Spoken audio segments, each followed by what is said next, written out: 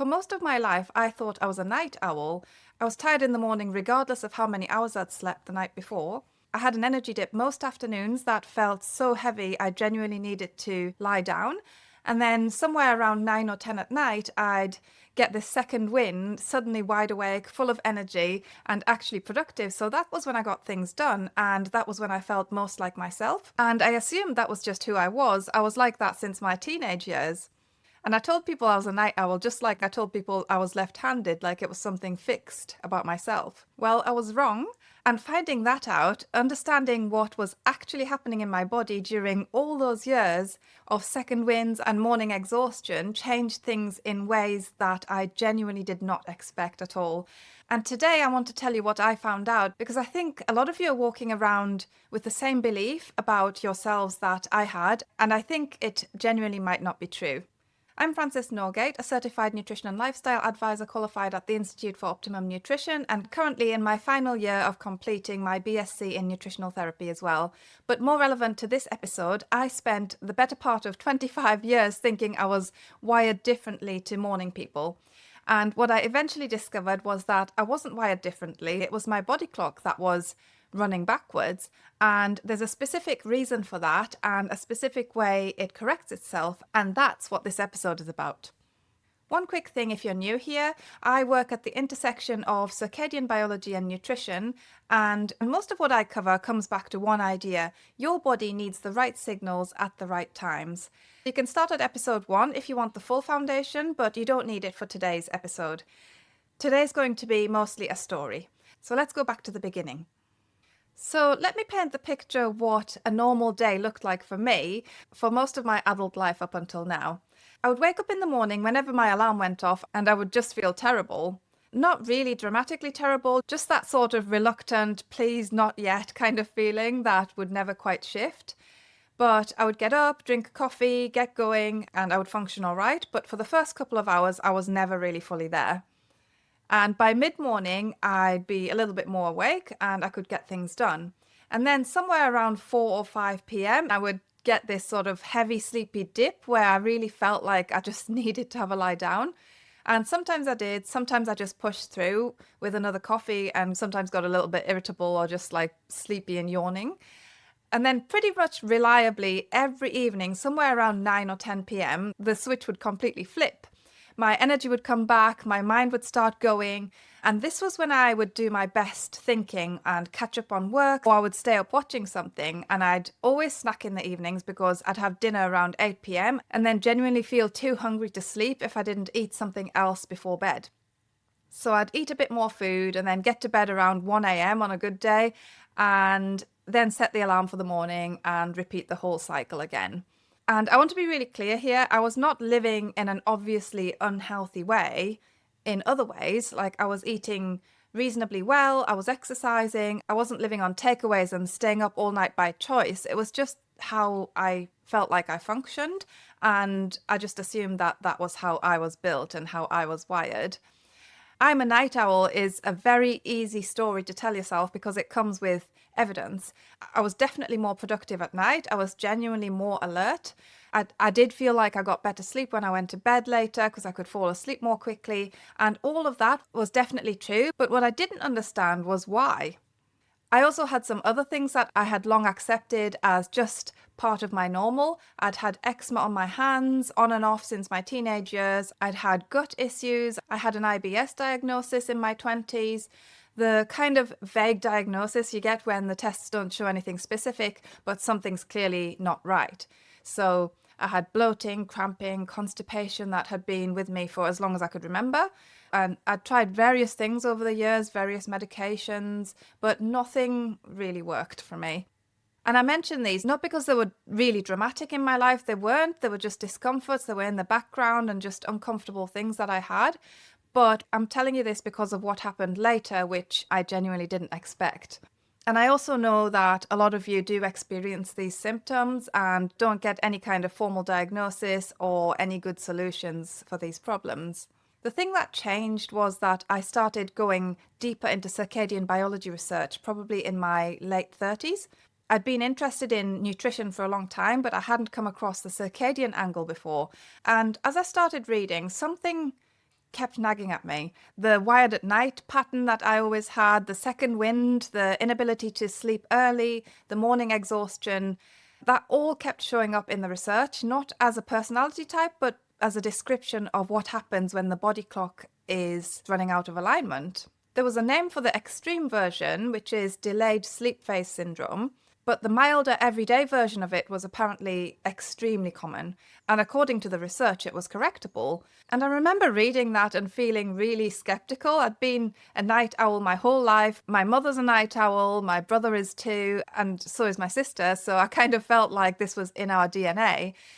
But I then decided to try something, and it was in February. So sunrise in Ireland, where I live, in February is around 7:30 or 8 o'clock in the morning, which meant it was actually manageable, and I didn't have to be up at 5 in the morning to catch it. So I started going outside every single morning at sunrise, and that's all I did. I didn't make any other dramatic changes. I just went outside around sunrise for about a minimum of 20 minutes whenever possible. And I really want to tell you what happened next. The first thing I noticed after a couple of weeks was that I was starting to wake up before my alarm, which had never happened to me in my entire life. I'd always needed an alarm. I would always hit snooze. Waking up naturally before the alarm felt like something that happened to other people, like morning people, the ones who said things like, I just naturally rise early. And I assumed they were either lying or genetically blessed. But here I was, waking up about 10 minutes before my alarm, feeling not totally amazing, but genuinely okay and not that tired.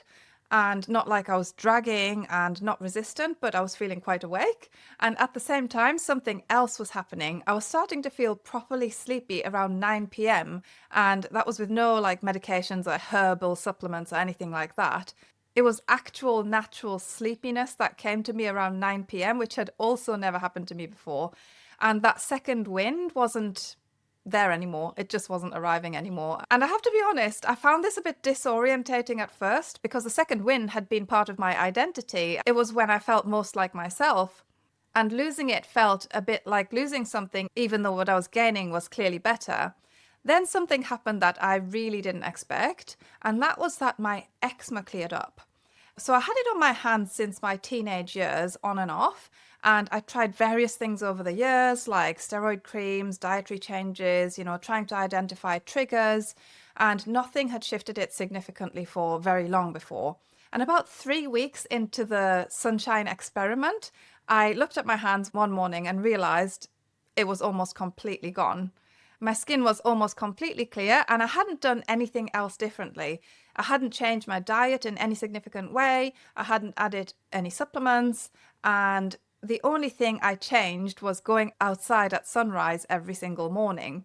And I was really, really shocked. I stood in the kitchen staring at my hands like I'd imagined it, because I hadn't bothered looking really, because it was just a normal thing for me to have for me to have a rash on my hands. I just had it since my teenage years, so it was normal. But when I just looked one day and it wasn't there, I was just genuinely shocked. And then the gut things started to shift. And I'm going to mention this, even though it's the kind of thing that doesn't often come up in nutrition content very often, and because I think it's actually important. So I had been constipated most of my life, sometimes very severely and sometimes not that severely, but it was chronic. It was all the time.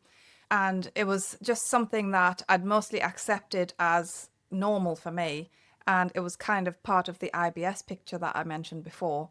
But within about 6 weeks of starting the morning light routine, my digestion had regulated itself almost completely. And specifically, and this is the detail that made me realize something significant was happening, I started needing to go to the bathroom right around sunrise time, every morning reliably at the same time, which, as I later learned, is exactly what a well-functioning circadian digestive rhythm looks like. And the gut has its own clock, so it runs on light signals, among other things. And mine had just never been receiving them properly because I was never outside at sunrise. The afternoon dip became less severe, probably around weeks 4 to 6, and then it became less frequent. Then one day I was sitting at my desk around 4 p.m. and then I suddenly realized that I don't have that urge to go and have a lie down or just close my eyes for a while.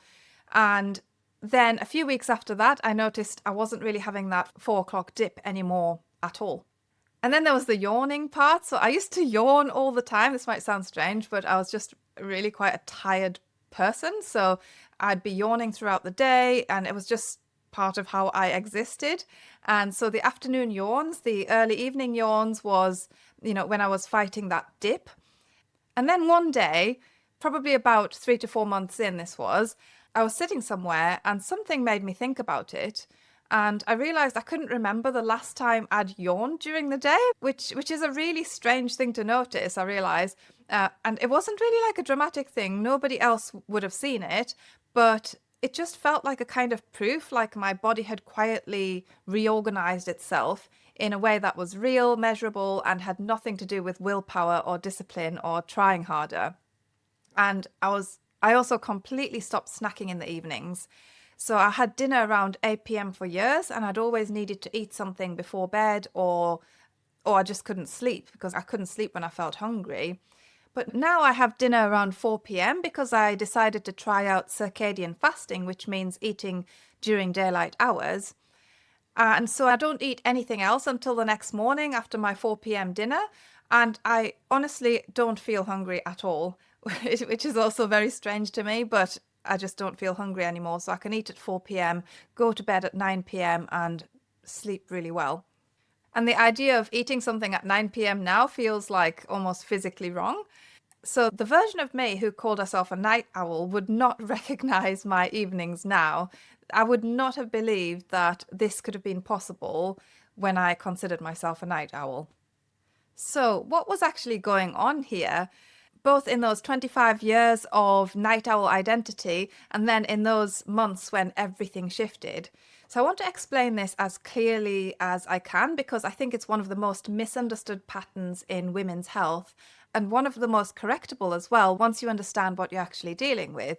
So your body has a master clock. It's a tiny structure in the brain called the suprachiasmatic nucleus, and I usually just call it the SCN, and its job is to coordinate the timing of almost every biological function in your body. So hormone release, digestion, immune activity, body temperature, when you feel alert and when you feel sleepy, all of it runs on a roughly 24-hour rhythm orchestrated by this master clock. And the master clock needs a signal to know what time of day it is and to reset every single day. And the most powerful signal it receives is light, and specifically the particular quality of the light that exists outdoors in the morning around sunrise. And when that light hits your retina, it sends a message to your SCN to say it's morning, it's time to start the day, and it's time to start your day's biological program. And one of the first things that program does is trigger what's called the cortisol awakening response. So cortisol, which most people think of it as a stress hormone, and it is, but it's also a vital energy and alertness hormone. So that spikes sharply in the first 30 to 40 minutes of waking. And this spike mobilizes your energy, sharpens focus, gets the body and brain ready for the day, and it's supposed to feel like it's waking up. And after that morning peak, cortisol is supposed to gradually decline through the day. So by early evening, it should be low, and by the time you're ready for sleep, it should be very low, because high cortisol and sleep don't coexist very well together. That's the healthy cortisol curve. So peak in the morning, gradual decline, and low by evening. Now, here's what was happening to me and what I think is happening to a lot of women who describe themselves as night owls. When the master clock isn't receiving strong morning light signals because you're staying inside, because you're looking at your phone the moment you wake up, or because your curtains are blocking the sunrise, or because you're in a modern building all day, the cortisol awakening response misfires. So it becomes flat in the morning when it should be high, and that's why you feel dragged and unready for the day. That's why the alarm clock feels really offensive when it goes off. And then here's the crucial part. That cortisol that didn't arrive in the morning doesn't just disappear. So the body still produces it. It just produces it at the wrong time in the afternoon and the evening when it should be declining. Cortisol stays elevated or even rises. And that's your second wind. That feeling of energy and alertness at 9 p.m. is cortisol arriving 6 to 8 hours too late. And because cortisol suppresses melatonin, melatonin being the hormone that initiates sleep, you can't sleep when you try to go to bed at a reasonable hour. Your body's still in a physiological morning, so you stay up until 1 a.m. when the cortisol finally drops enough, and then you'll sleep through the alarm because your body clock's still trying to catch up. This is what's called a delayed or inverted cortisol curve, and it creates exactly the pattern that millions of people have attributed to being a night owl. Feeling tired in the morning, okay through the day, and then a sudden burst of energy in the evening. So you can't wind down, you end up late to bed, and then you can't get up the next morning. It also, and this took me longer to understand, affects the gut because digestion follows a circadian rhythm too. The gut has its own clock, largely driven by light signals. So when the master clock is misaligned, gut motility is affected, which is part of why so many women with dysregulated circadian rhythms also have IBS, constipation, or digestive irregularity. That's not the whole picture, but it's definitely a significant piece of it. And it also affects skin because skin cell repair and regeneration are also circadian processes happening largely at night. So when the rhythm is disrupted, those repair windows are compromised. Inflammatory conditions like eczema often have a circadian component that almost never gets mentioned in the standard dermatology conversation. And I didn't know any of this when I started going out at sunrise in February a few years back. And I just decided to try the morning light thing to see if it did anything. What happened told me far more than I had expected. If you're listening to this in your 40s and 50s and recognizing this pattern, I want to talk to you about why this gets worse, not because you're aging, but because of something specific that happens hormonally. Estrogen is a circadian stabilizer. I talked about this in episode 7, I believe, but it's relevant here too. So estrogen directly supports the function of the suprachiasmatic nucleus, the SCN, which is the master clock. And when estrogen levels are stable and adequate, the body gets better support. When estrogen starts to fluctuate and decline in perimenopause, the circadian system becomes less robust, which means the inverted cortisol curve that might have been manageable in your 30s, enough for a second wind to be useful, and you had enough morning function to get through, can become significantly more pronounced in perimenopause. It's the same pattern, but it feels more amplified. And this is why sleep gets worse in perimenopause in ways that go beyond hot flushes, why the morning exhaustion that was always there gets harder to push through, why the second wind at night starts to feel more frantic than useful, and it's because the underlying circadian disruption hasn't changed, but the hormonal buffer that was partly compensating for it has reduced. And that's why women in their 40s who have been calling themselves night owls for 20 years or more often see the biggest shift when they address the circadian layer, because they're correcting something that has been running out of alignment for a very long time in a system that now has less tolerance for misalignment. So it's not too late. If anything, it's the right time to do it. Right, so to talk about some practical things here, I want to be honest about what I did and what the research suggests and where those overlap, because I think it's useful to know that what I tried was not that complicated. The foundation is morning light and it's being consistent with it. So that looks like going outside within half an hour of waking up for at least 20 minutes. And don't do this through a window because the glass blocks some of the wavelengths of light that are really important. And this needs to be done even when it's overcast or raining. You still get the benefits from going outside first thing in the morning, and that resets your body's master clock. And I'd say it's even more important if it's raining or cloudy because your body really, really needs that signal. So if you stay out for a little bit longer than when it's sunny, then you'll get enough of that signal still, even if it's raining. And the timing really matters here. So the cortisol awakening response happens in the first 30 to 45 minutes after waking, and morning light during that window amplifies it, which means a stronger, more appropriate cortisol peak, which in turn means that the curve starts declining at the right times throughout the day, which then means it reaches a low by evening and melatonin can rise properly, which then means you can actually feel sleepy at a reasonable hour instead of wired at 10 p.m. And if you wake up before sunrise, which in winter in northern climates can be as late as 8:30, 9 o'clock, something like a light box can help, but you don't need that. You can just try to dim the lights until sunrise and then go straight outside at sunrise to get that morning light.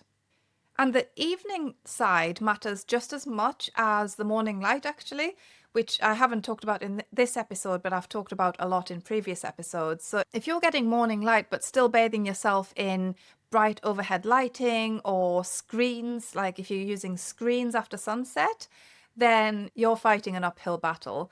So the morning signal starts the signal right, and the evening darkness lets it complete the cycle.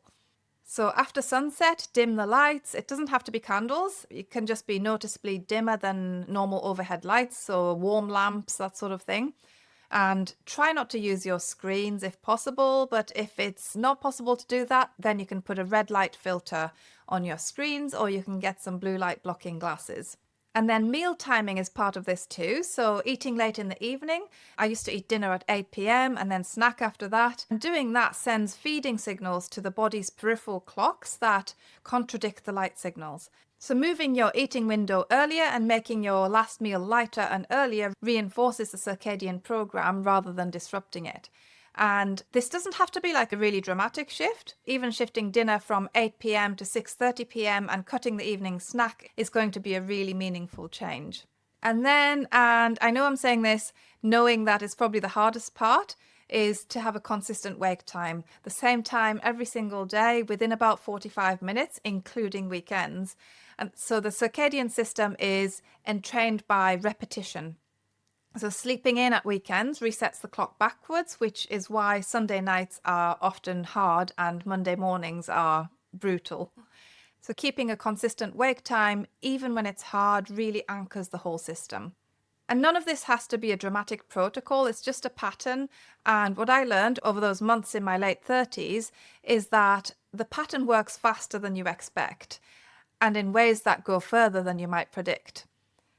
So if you've been calling yourself a night owl, if the second wind at 9 p.m. feels like just who you are, if mornings have always felt really, really difficult for you, if the afternoon slump is just something you push through, I want to offer you a different possibility. You might not be a night owl. You might have an inverted cortisol curve, and those are very different things because one is fixed and one is not. I held the night owl identity myself for 25 years. It felt like a fact, and then it turned out to be a symptom of a body clock that wasn't receiving the signals that it needed for a very, very long time. And the changes I experienced weren't from medication or a supplement or a dramatic protocol. They were from giving my body clock the signal that it had been missing consistently over weeks and months. The eczema that cleared after 3 weeks, the gut that regulated itself, the mornings that stopped feeling like something to survive, the day I realized I couldn't remember the last time I'd yawned, none of that was what I expected when I first started going outside at sunrise in the cold in Ireland in February. But that's what happened. And your body knows how to do this. It just needs the signal. Everything I've covered across these 10 episodes, light, timing, nutrition, perimenopause, the cortisol curve, it's a system and the pieces reinforce each other. And if you're wondering how to put them all together in the right sequence for your specific situation, and if you want to see all 4 pillars of this that I created all in one place, then feel free to visit my website at francesnorgate.com/masterclass, where you can get a free 1-hour masterclass on this.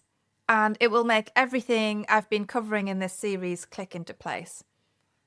Next week, we're going into something I get asked about quite a lot, which is sleep itself. Not just the circadian framing, but the specific stages of sleep, what's happening in each one, and why women in perimenopause lose certain kinds of sleep before they lose sleep overall. And that one changed how I think about what I'm actually trying to protect when I talk about going to bed earlier. Thank you so much for being here. Take care, and I'll see you next week.